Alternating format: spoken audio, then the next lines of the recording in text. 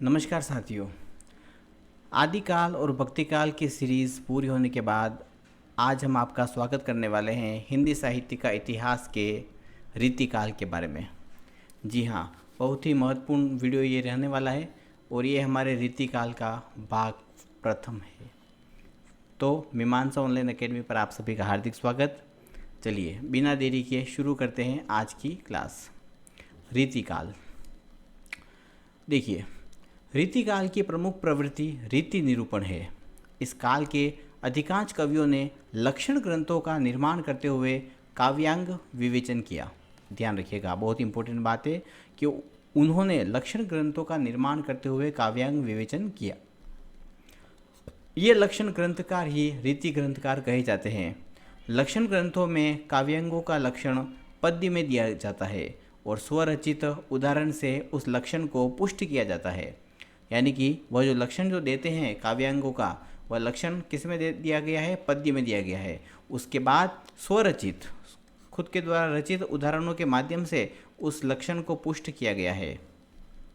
रीतिकाल में रीति शब्द का प्रयोग काव्यांग निरूपण के अर्थ में हुआ है। ये प्रश्न भी अनेक बार परीक्षाओं में बना हुआ है। तो सारे जो प्रश्न आप देखेंगे वह सभी इतने महत्वपूर्ण हैं कि वह आपको विभिन्न परीक्षाओं में देखे जा सकते हैं।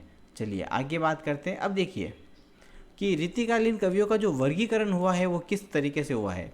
रीतिकालीन कवियों का वर्गीकरण 3 तरीके से हुआ है: रीतिबद्ध, रीतिमुक्त और रीति सिद्ध। चलिए बात करते हैं। देखिए, लक्षण ग्रंथ लिखने वाले जो कवि हैं वह कहलाए रीतिबद्ध। रीति बंधन स्वीकार नहीं किया तथा हृदय की स्वतंत्र वृत्तियों पर काव्य की रचना की, वह कहलाए रीति मुक्त। और लक्षण ग्रंथ तो नहीं लिखा पर रीति की जानकारी इन्हें थी, जिसका पूरा उपयोग काव्य रचना में इन्होंने किया, उन्हें कहा गया रीति सिद्ध। यानी कि जिन्होंने केवल लक्षण ग्रंथ लिखे वह रीतिबद्ध कहलाए। जिन्होंने रीति का बंधन स्वीकार नहीं किया और हृदय की स्वतंत्र वृत्तियों से काव्य की रचना की, वह रीति मुक्त कहलाए। और जो लक्षण ग्रंथ तो नहीं लिखे पर उन्हें रीति की पूरी जानकारी थी और उसका उपयोग उन्होंने अपने काव्य रचनाओं में किया, वह कहलाए रीति सिद्ध। चलिए बात करते हैं। जैसे देव, केशव, चिंतामणि, मतिराम, ये प्रमुख रूप से रीतिबद्ध कवि माने जाते हैं। उसके बाद गणानंद, बोधा, आलम, ठाकुर, ये रीतिमुक्त कवि माने जाते हैं। और भूपति, बिहारी, पजनेश, चंदन, कृष्ण कवि, बेनी, द्विजदेव, सेनापति, रसनिधि, ये रीति सिद्ध कवि माने जाते हैं। तो आपको यह ध्यान रखना है कि कौन से कवि रीतिबद्ध में आते हैं, कौन से रीति मुक्त में आते हैं। चलिए आगे बात करते हैं।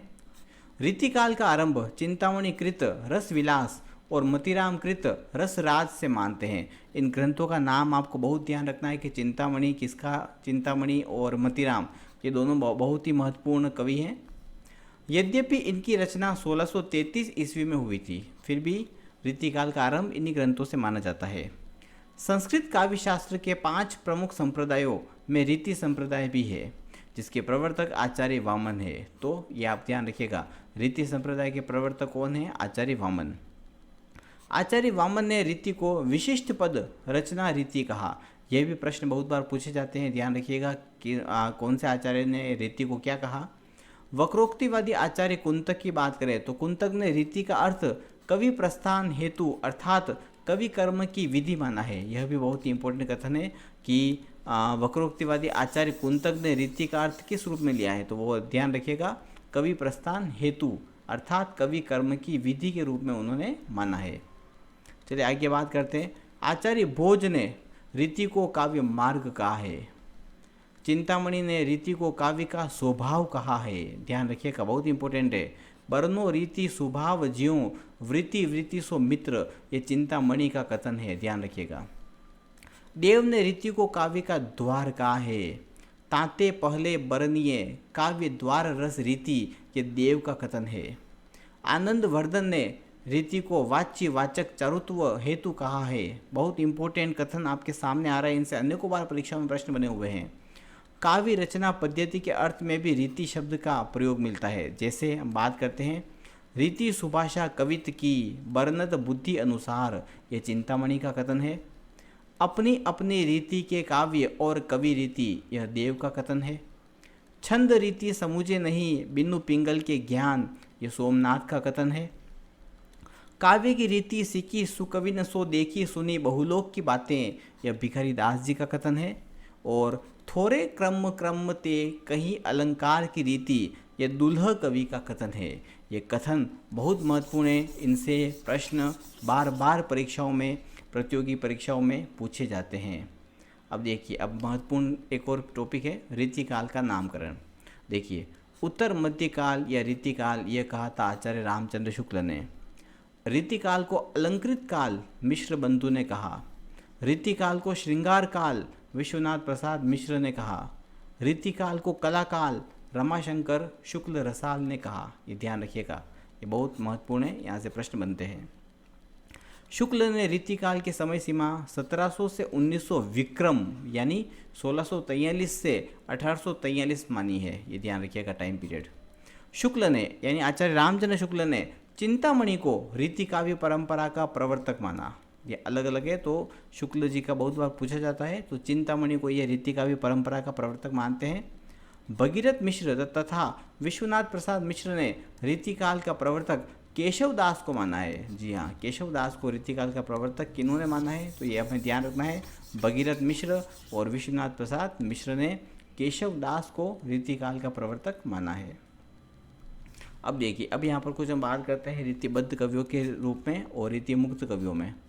रीतिबद्ध में रसलीन है, मुबारक बिलग्रामी, जान यानी नियामत खान, तोश, यशवंत सिंह, भूषण, कुलपति मिश्र, याकूब खान, पद्माकर, सूरती मिश्र, सोमनाथ, भिखारी दास, दुलह, ग्वाल, प्रताप शाही। रीतिमुक्त की बात करें तो गणानंद, बोधा, आलम, ठाकुर, लाल कवि, सुदन, सबल सिंह चौहान, वृंद, गिरधर दास, घाघ और बेताल, ये रीतिमुक्त कवि माने गए हैं। तो ये जो आपको बिल्कुल ध्यान रखना है कि कौन से कवि रीतिबद्ध है, कौन से रीति मुक्त में आते हैं। अब देखिए, आगे बात करते हैं हम कि विषय की दृष्टि से 4 प्रकार के रीतिबद्ध कवि हैं। अब रीतिबद्ध कवियों में भी जो विषय की दृष्टि से बात करें तो वो 4 प्रकार है। कौन से? सर्वांग निरूपक, छंद निरूपक, अलंकार निरूपक और रस निरूपक। यह आप ध्यान रखिएगा।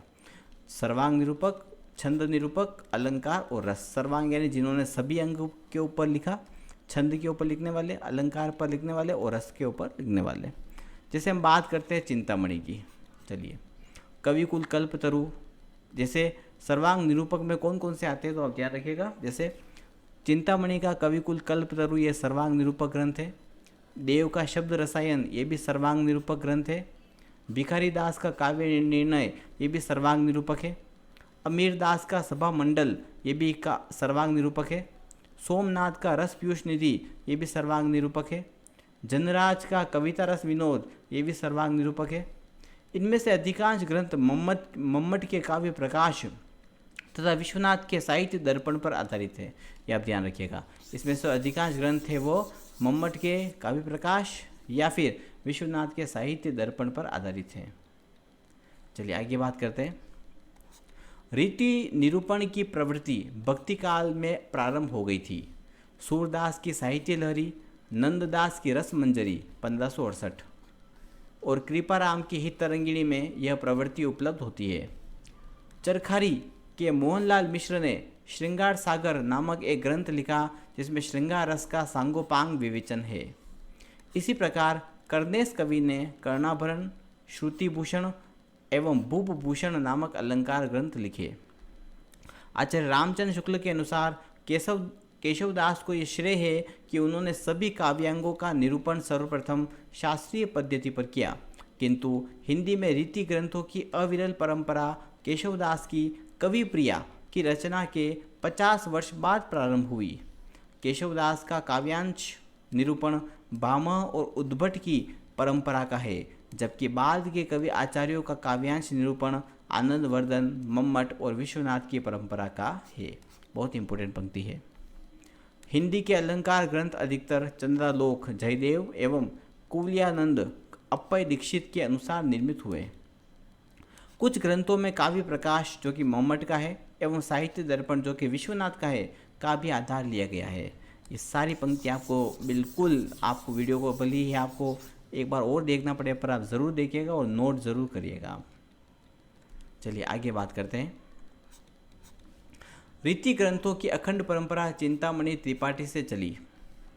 कवियों ने कविता लिखने की एक प्रणाली बना ली। पहले दोहे में काव्यांग यानी छंद, अलंकार, रस का लक्षण लिखना, फिर उसके उदाहरण के रूप में कविता सवैया लिखना, ये एक परंपरा बन चुकी थी। आचार्य रामचंद्र शुक्ल के अनुसार हिंदी में लक्षण ग्रंथों की परिपाटी पर रचना करने वाले जो सैकड़ों कवि हुए हैं वे आचार्य कोटि में नहीं आ सकते, वे वास्तव में कवि ही थे। यहीं पर हजारी प्रसाद द्विवेदी का कथन है कि इन्होंने शास्त्रीय मत को श्रेष्ठ और अपने मत को गौण माना, इसलिए स्वाधीन चिंतन के प्रति एक अवज्ञा का भाव आया। यह रीतिकालीन कवियों के लिए हजारी प्रसाद द्विवेदी का कथन है। नगेंद्र जी कहते हैं कि हिंदी के रीति आचार्य निश्चय ही किसी नवीन सिद्धांत का आविष्कार नहीं कर सके।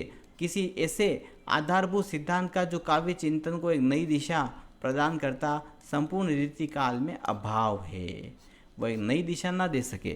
तो यह बात कौन कहते हैं? ये कहते हैं आचार्य नगेंद्र। नगेंद्र इस तरह की बात कहते हैं। चलिए आगे बात करते हैं। हजारी प्रसाद द्विवेदी के अनुसार संस्कृत में अलंकार शास्त्र को लेकर जैसी सूक्ष्म विवेचना हो रही थी उसकी कुछ भी झलक हिंदी रीतिकाल में नहीं पाई जाती। शास्त्रीय विवेचना तो बहुत कम कवियों को इष्ट थी, वे तो लक्षण को ही कविता करने का बहाना पर समझते थे। यह भी इम्पोर्टेंट कथन किसका है? हजारी प्रसाद द्विवेदी जी का। आचार्य नगेंद्र की बात करते हैं तो नगेंद्र ने आचार्यों की 3 कोटियाँ मानी, बहुत महत्वपूर्ण कोटियाँ। पहली है उद्भावक आचार्य, जो किसी नवीन सिद्धांत का प्रतिपादन करे। दूसरा है व्याख्याता आचार्य, जो स्थापित मत की व्याख्या करे। और तीसरा है कवि शिक्षक आचार्य, जो काव्य शास्त्र को सरस रूप में अवतरित करे। तो रीतिकालीन कवि जो है वह तीसरी कोटि में आते हैं, यानी कवि शिक्षक आचार्य, जो काव्य शास्त्र को सरस रूप में अवतरित करे, वह रीतिकालीन कवि हैं, ऐसा नगेंद्र जी मानते हैं। यह ध्यान रखिएगा। चलिए आगे बात करते हैं। अब देखिए, रीति निरूपक कवियों का वर्गीकरण इस प्रकार भी कर सकते हैं हम। पहले है काव्यांग परिचायक कवि, यानी केवल रीति निरूपण करने वाले कवि। इनका उद्देश्य काव्यांगों का परिचय देना है, अपनी कवित्व शक्ति का परिचय देना नहीं है। यही कारण है कि इन कवियों ने लक्षण के साथ जो उदाहरण दिए हैं वे या तो अन्य कवियों के हैं या फिर इन्होंने इतने संक्षिप्त हैं कि उनसे कवित्व का विशेष बोध नहीं होता। ऐसे कवि इस प्रकार है। कौन से वाले? काव्यांग परिचय कवि, भाषाभूषण जसवंत सिंह, अलंकार चंद्रोदय रसिक सुमति, रसभूषण याकूब खान, अलंकार रत्नाकर दलपति राय वंशीधर, कविकुल कंठाभरण दुलह तुलसी भूषण रसरूप और कर्णाभरण गोविंद। ये ध्यान रखिएगा, ये ग्रंथ ध्यान रखिएगा, इनकी प्रवृत्ति ध्यान रखिएगा। ये ग्रंथ किसने लिखे हैं यह भी आपको पता होना चाहिए।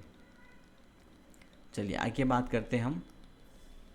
हाँ, दूसरी बात करते हैं रीति निरूपण एवं काव्य रचना को समान महत्व देने वाले कवि। ऐसे ग्रंथों में लक्षण व उदाहरण दोनों ही कवियों द्वारा रचित हैं तथा उदाहरणों में सरसता का विशेष ध्यान रखा गया है, जैसे चिंतामणि, मतिराम, भूषण, देव, कुलपति मिश्र, श्रीपति, पद्माकर और ग्वाल। ये ऐसे कवि हैं जिन्होंने अपने ग्रंथों में लक्षण व उदाहरण दोनों ही खुद नहीं लिखे हैं। तो यह कवि जो है वह है रीति निरूपण और काव्य रचना को समान महत्व देने वाले। और नंबर 3 की बात करते हैं, केवल कवि कर्म को महत्व देने वाले कवि, यानी कि इनके काव्य ग्रंथों में रीति की जानकारी का पूरा उपयोग किया गया है, किंतु इन्होंने काव्यांगों का लक्षण देना आवश्यक नहीं समझा। विश्वनाथ प्रसाद मिश्र इन्हीं कवियों को रीति सिद्ध कवि कहते हैं, यानी इन्हें पता था कि क्या होता है क्या नहीं होता है, पर फिर भी इन्होंने उसका उपयोग करना ज़रूरी नहीं समझा। इस कारण से ऐसे कवियों को ही आचार्य विश्वनाथ प्रसाद मिश्र कहते हैं रीति सिद्ध। चलिए आगे बात करते हैं। रीति निरूपण कवि 2 प्रकार के हैं। अब रीति निरूपण में भी 2 प्रकार के हैं। एक है सर्वांग निरूपक, यानी सारे अंग के बारे में लिखना, और एक है विशिष्टांग निरूपक, यानी छंद अथवा रस अथवा अलंकार का विवेचन। या तो छंद का विवेचन किया है, या रस का किया है, या अलंकार का किया है। कहीं कहीं पर रस अलंकार का विवेचन एक साथ भी मिलता है, जैसे देव का भावविलास, याकूब खान का रसभूषण। ये आप ध्यान रखिएगा। चलिए थोड़ी सी और बात करते हैं आज की वीडियो में, उसके बाद हम आगे की जानकारी नेक्स्ट वीडियो में आपके लिए लेकर आएंगे। हाँ, चलिए बात करते हैं रीतिकालीन कवियों की प्रमुख प्रवृत्तियाँ, क्या क्या उनकी प्रवृत्ति रही थी। जैसे बात करते हैं रीति निरूपण करना। केशवदास अलंकार विहीन ग्रंथ को सुंदर ना मानते, भले ही वह अन्य गुणों से युक्त हो। केशवदास ये मानते थे कि अलंकार के बिना जो ग्रंथ है वो सुंदर नहीं है। श्रृंगारिकता, अलंकारिकता, यानी रीतिकालीन काव्य में अलंकरण की प्रधानता है। यद्यपि सुजाति सुलक्षणी सुबरन सरस सवृत भूषण बिनु ना बिराजही कविता बनिता मित्त। केशवदास की लाए पंक्ति है, ध्यान रखिएगा। इन कवियों ने आश्रमदाताओं की प्रशंसा की। देव ने भवानी सिंह की प्रशंसा में भवानी विलास लिखा। सुदन ने भरतपुर राजा सुजान सिंह के लिए सुजान चरित्र लिखा। भूषण ने शिवाजी की प्रशंसा में शिवा बावनी लिखी और छत्रसाल बुंदेला की प्रशंसा में छत्रसाल दशक लिखा। तो आज के वीडियो में हम यहीं तक बात करते हैं। अगर आपको वीडियो अच्छा लगा हो तो चैनल को सब्सक्राइब करना ना भूलें। मीमांसा ऑनलाइन अकेडमी पर जुड़ने के लिए बहुत बहुत धन्यवाद।